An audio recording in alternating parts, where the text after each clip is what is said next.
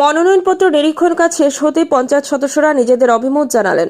নির্বাচনে বিজয়ী হলে তারা পঞ্চায়েত গঠনে বিজেপি দলকে সমর্থন জানাবেন। বিজেপি দলকে সমর্থন জানানোর প্রতি যে একাধিক প্রার্থী রয়েছে তা স্পষ্ট হচ্ছে। গঙ্গানগর জিপির 2 নং গ্রুপের নির্দল প্রার্থী লতিফ বরভুইয়া মনোনয়নপত্র নিরীক্ষণের দিন জানান, তিনি আগেও নির্বাচিত গ্রুপ সদস্য হিসেবে কাজ করে গেছেন।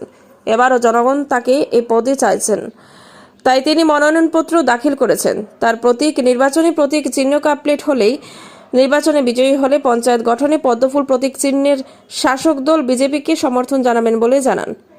তিনি তার জয় 100% নিশ্চিত বলে আশাবাদী। তো আপনি কি এবার প্রার্থী থেকে? গঙ্গানগর 2 নম্বর ওয়ার্ড থেকে নির্দল প্রার্থী। আমার নাম লতিফ বরভুইয়া। তো জনসাধারণে আমাকে উৎসাহিত করেছে, যাতে আমি পূর্বেই মেম্বার ছিলাম, এখনো আমার কার্যকলাপের উপরে নির্ভর করে আমাকে এরা উৎসাহিত করেছে। আমার আশা আমি 100% জিতব।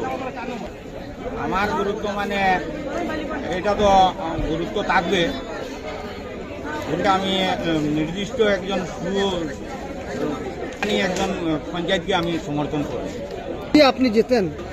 আমি যদি জিতি তাহলে মনে করেন বর্তমান রুলিং সরকার আছে, হেমন্ত বিশ্ব শর্মার যে ভারতীয় জনতা পার্টি, মনে করেন এটা তো চলছে।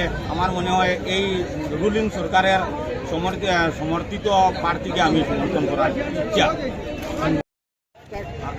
আমি গঙ্গানগর জিপির 2 নম্বর ওয়ার্ড থেকে কাপ প্লেট প্রতীক চিহ্নে এইবার প্রতিদ্বন্দ্বিতা করিতেছি।